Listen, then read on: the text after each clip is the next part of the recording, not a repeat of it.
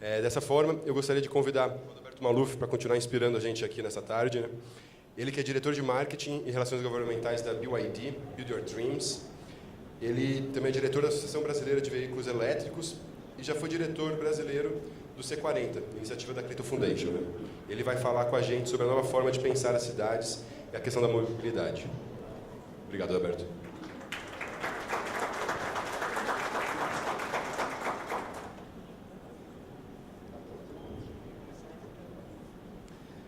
Olá a todos, é um privilégio muito grande estar aqui hoje com vocês para conversar sobre três assuntos que eu sou apaixonado, três assuntos que toda a minha vida profissional, acadêmica, eu venho trabalhando, que são cidades, transporte público e mobilidade elétrica, né?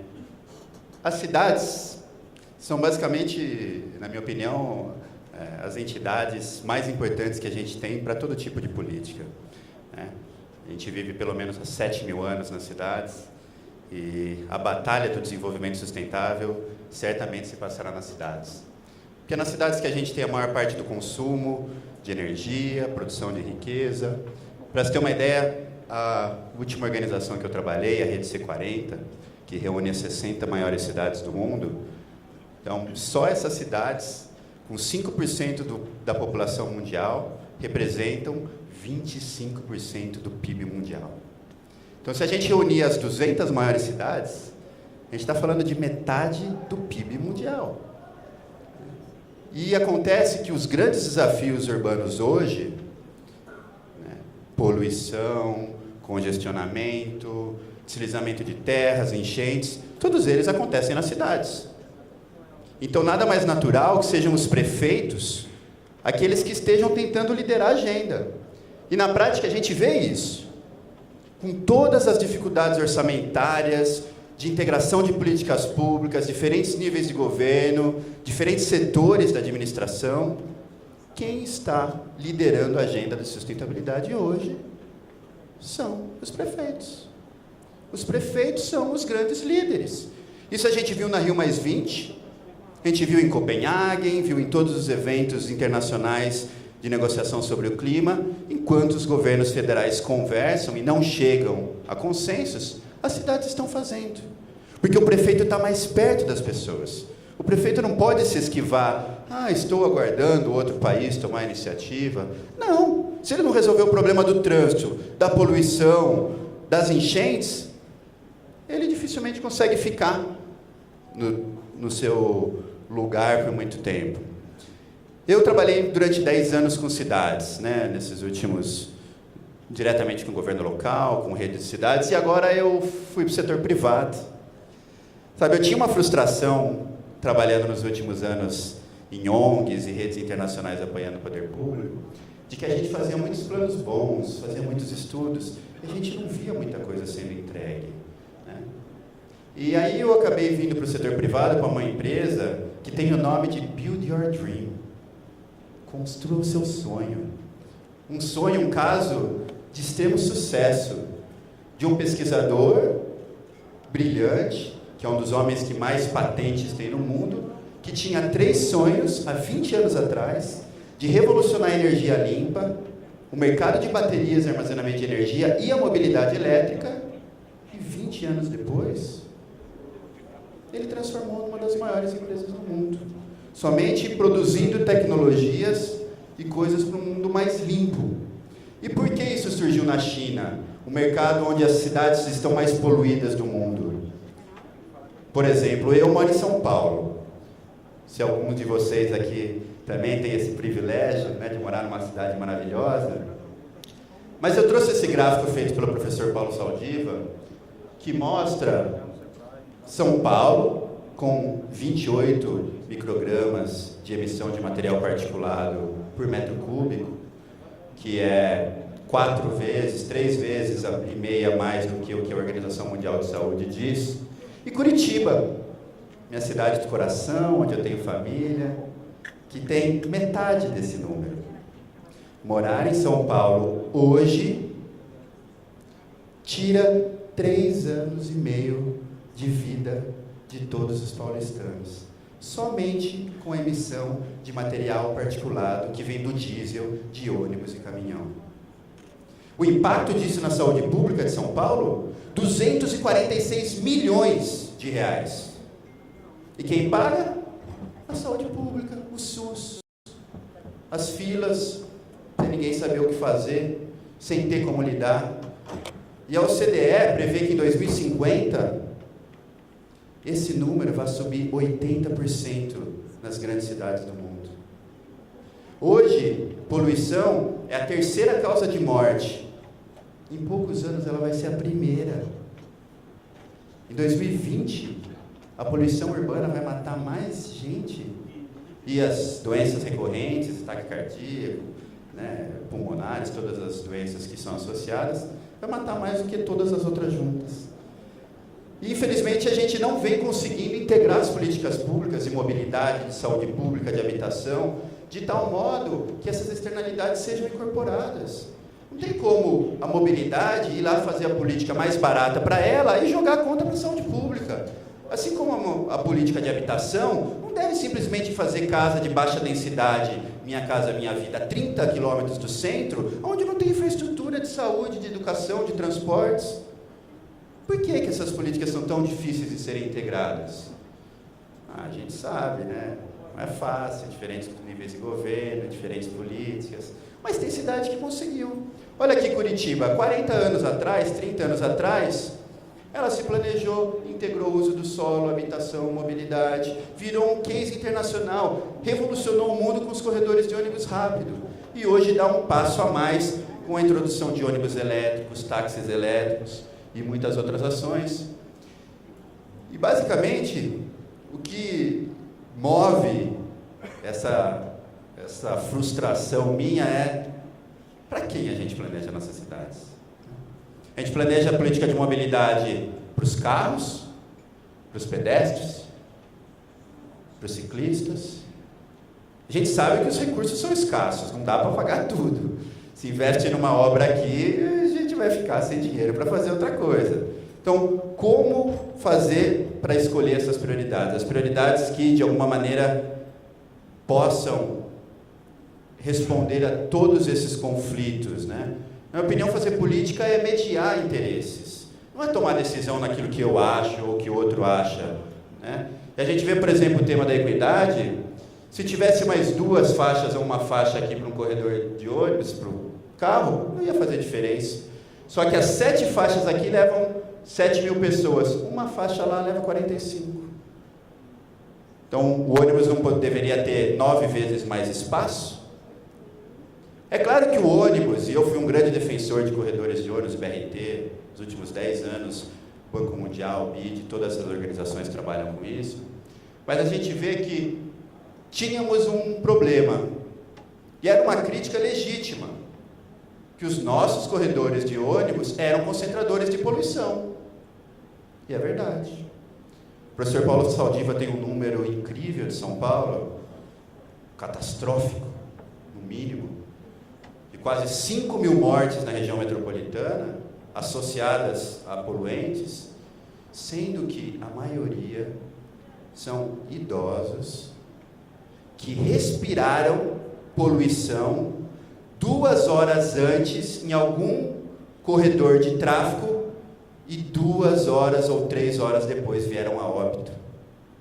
Vocês sabiam que existe essa estatística? Que entra uma senhorinha com problema cardiorrespiratório pulmonar, vem a ter a óbito, e na pesquisa, onde a sua mãe estava 2 horas atrás? Ela estava pegando o ônibus na Avenida Teodoro Sampaio. Ela estava dentro de um carro que a gente passou por túnel. Túnel. Concentração de poluentes em túnel chega a ser 10 vezes maior. Eu, quando li isso, nunca mais pego túnel. Eu prefiro dar a volta, mas não passo lá para não respirar dentro do túnel. Mas olha que incrível. 5.000 mortes. E ninguém fala nada sobre isso. A gente vai continuar pagando essa conta em vidas sem saber? Existem inúmeros estudos em todos os lugares falando dos benefícios do investimento em transporte público. Eu fiz questão de trazer um dos Estados Unidos. Porque nos Estados Unidos, Não existe incentivo forte, não existia incentivo forte para o transporte público. É o país com a maior cultura do automóvel, grandes avenidas, subúrbios, baixa densidade, sem uso misto, sem promover os serviços próximos do trabalho, fazendo tudo contra o que o urbanismo diz que deveria ser o ideal.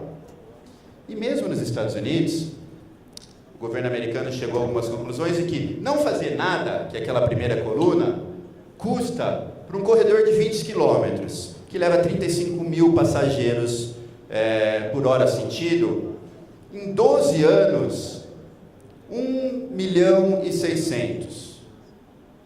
Se você colocar uma faixa de ônibus, cai ali 20% do custo. Se pôr um VLT, cai um pouco mais. Se pôr um metrô, sobe um pouquinho o custo. E se pôr um BRT, ele cai para menos da metade do custo.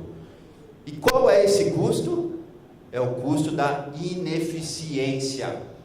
Um monte de ônibus rodando para um monte de lugar, alguns lugares cheios, outros vazios. E todos nós pagamos a conta. Porque a conta, hoje, do modo como se calcula as tarifas, não privilegia a eficiência. Muito pelo contrário, privilegia a ineficiência. Quanto mais eu gasto, quanto mais caro, mais tarifa eu tenho. É um absurdo. Quer dizer, eu não concordo com caixa preta e transporte público. São poucas áreas da política pública que a gente discute mais aberto. A gente paga a conta de água e não sabe como que calcula. A gente paga a conta de energia, conta de luz, né, de telefone, ninguém sabe como se calcula. Agora, transporte público a gente discute, a gente está vendo. É que o problema não é a caixa preta, o problema é o modo de calcular. Se você tem um operador de ônibus que compra um ônibus mais caro e gasta mais, para ele, quanto maior o custo operacional, mais ele ganha. Então, que interesse ele tem de pôr um ônibus elétrico, por exemplo, que custa muito menos, 75% a menos? Nenhum. Ele vai custar menos para operar, a prefeitura vai diminuir a tarifa.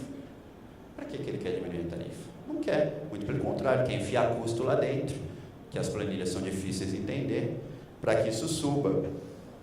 E a gente vê como os grandes corredores do mundo, isso aqui é o de Guangzhou, que revolucionou a capacidade, né, 55 mil pessoas por hora sentido, muito mais do que a maior parte dos metrôs do mundo, quebrando paradigmas e falar, agora não precisa mais fazer VLT, quase não precisa fazer metrô, talvez São Paulo, Rio, BH, 2, 3 linhas a mais. Isso aqui é a solução, que aumenta a velocidade, diminui o custo, porém não reduz a poluição. E o que Guangzhou e todas as grandes cidades chinesas estão fazendo? Comprando ônibus elétricos. A meta do governo chinês é reduzir em 30% a emissão de poluentes. E eles vão atingir essa meta só trocando ônibus e táxi. Embora representam 0,01 da frota, eles são responsáveis pela maior parte da emissão de poluentes.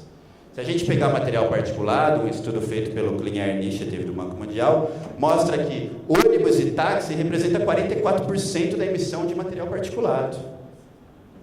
Então, aqueles 246 milhões de economia que São Paulo poderia ter, é só se trocar 8 mil ônibus e 20 mil táxis. Fácil de fazer. Custa mais? Não. Hoje o ônibus elétrico custa igual, praticamente um diesel. Um táxi elétrico é mais caro, mas ele se paga em tantos anos. Então, se você fizer uma equação financeira que ele possa ser pago em mais tempo, a equação fecha. Esse aqui, por exemplo, é um estudo feito pelo Banco Interamericano, que testou 16 tecnologias e mostrou que o elétrico, por exemplo, hoje é o mais eficiente, com 80% de economia. E se você pegar no caso de São Paulo, em 10 anos de operação, ele chega a custar 30% a menos. Mas por que a gente não tem uma frota gigante aqui no Brasil ainda? É claro, tem esses desafios aí do operador, e como ele ganha, ele representa a empresa tal, e vende ônibus e tal, interesse, né? Mas os dados mostram que, à medida que as tarifas permitam a incorporação de tecnologias mais eficientes, elas estão aí para ser mostradas. E o Rio de Janeiro, que anunciou agora metas, como São Paulo, várias outras cidades, seja para ônibus articulados, né? Esses aqui são os ônibus que a BYD faz. A BYD é a maior fabricante de ônibus elétricos do mundo, né? e seja para táxis, que são hoje os principais vilões das emissões. Mas o que mudou para que os veículos elétricos tenham, de uma hora para outra, virado econômicos? Porque eu não estava aqui, mas os mais velhos vão lembrar que nos anos 50, nos anos 60, já tivemos carros elétricos. Aliás, em 1910 a gente já tinha carros elétricos, né? O ônibus, São Paulo, várias outras cidades, mas a indústria automobilística não tinha muito interesse e simplesmente foi destruindo os sistemas. Agora, com a criação da bateria de fosfato de ferro, que é uma bateria sem poluentes, sem tóxicos e com uma vida útil de 30 anos, ela é mais cara, ela é um pouco mais pesada. Então, para o seu celular, ninguém vai ter. Agora, para um carro, para um ônibus, faz sentido, porque você usa primeiro 15 anos num ônibus ou num táxi, depois você usa mais 15 anos para um sistema de armazenamento de energia e depois você pode reciclar. Então, com isso, você criou uma ferramenta que permite com que os ônibus elétricos e os veículos elétricos, para táxi em especial, porque precisa que o cara ande bastante, né? Quem anda muito poucos quilômetros por dia, a conta ainda não fecha, que ele use 10 anos, em 10 anos a conta vai ser melhor. Imagina você encher seu tanque com R$6 e rodar 300 quilômetros. E de São Paulo para Campinas, o que você vai gastar é menos do que um pedágio. E você paga 2, 4, ida e volta. Parece incrível, né? E a outra tecnologia que agregou isso foi o motor na roda. Por quê? O motor elétrico ele tem uma vantagem muito grande. Ele sai com o torque máximo e ele funciona sempre naquela mesma rotação. Ele não quebra o motor elétrico. Então, a grande inovação tecnológica foi colocar um motor direto na roda com um freio regenerativo. Com isso, eu não preciso ter motor, embreagem, transmissão, caixa de câmbio, diferencial. O custo de manutenção é muito mais baixo. E essa nova tecnologia, associada aos freios regenerativos e tudo mais, fez com que os ônibus elétricos se espalhassem pelo mundo. Hoje, já existem mais de... Esse final desse ano vão ter 10 mil ônibus elétricos rodando em praticamente 100 cidades pelo mundo. Claro, o maior foco está na Ásia, né? Todas as grandes cidades chinesas, de Hong Kong, Macau, Nanjing, Beijing, Shenzhen. No Japão, Kyoto, né? A primeira vez que um ônibus fabricado na China foi vendido no Japão, foi até um case interessante. Bem, nos Estados Unidos, na América toda, hoje na Colômbia, já Medellín, Bogotá, Los Angeles fez a maior licitação de ônibus elétricos o ano passado, a BYD também ganhou, praticamente todas essas. Campos universitários, Stanford, 100% de ônibus elétrico, 100% dos ônibus elétricos do aeroporto de Amsterdã, né, também são fabricados pela BYD, ganhando o mundo aí. No Brasil, a gente já tem aqui ônibus sendo rodando com a inauguração da fábrica lá em Campinas, em Salvador, em Palmas, Rio de Janeiro e tudo mais. Frotas de táxi por toda a parte no mundo todo, Bruxelas, a Comissão Europeia, todos os ministros usam, em Londres, em toda parte. E as cidades que estão fazendo isso, aqui é um prêmio da C40 que mostra, estão sendo reconhecidas. Shenzhen, por exemplo, não aceitou a meta do governo federal de ter 100% da frota elétrica até 2020.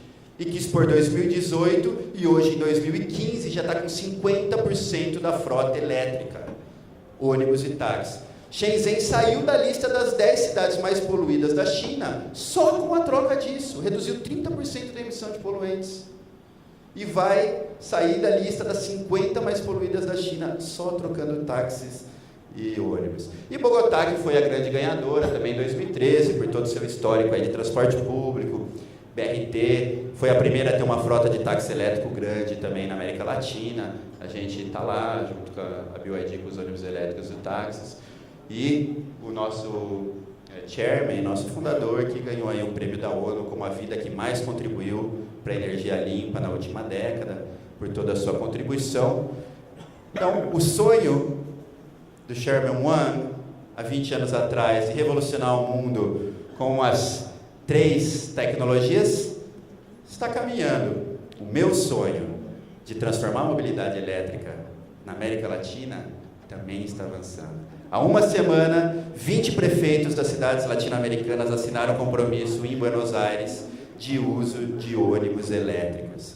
Só o ano que vem, se a meta do prefeito estiver certa, no Rio serão 700 ônibus no Rio. Prefeito de São Paulo, todos os corredores de ônibus, sistema estrutural. Campinas, vamos ter ônibus elétrico esse ano. Em Salvador, em outras cidades brasileiras. Aquilo que parecia futuro, para a gente já é uma realidade. E o meu sonho da mobilidade elétrica está virando uma realidade. Vocês também, meus amigos. Qual o sonho de vocês para melhorar o transporte público? Obrigado.